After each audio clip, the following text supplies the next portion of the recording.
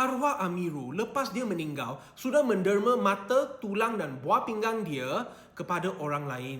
Tindakan arwah adalah sangat mulia kerana arwah memberi kehidupan baru kepada pesakit lain. Pesakit yang disahkan mati secara kematian otak atau jantung terhenti boleh menderma organ dan tisu mereka selepas kematian.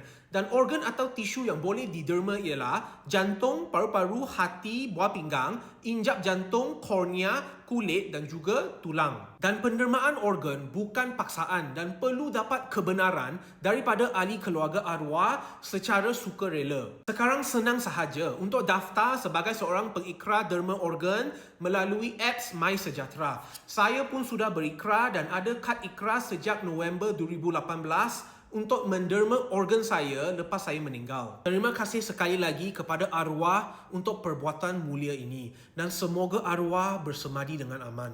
Jika dapat persoalan, boleh komen di bawah. Jangan lupa follow, like, comment, save. Terima kasih.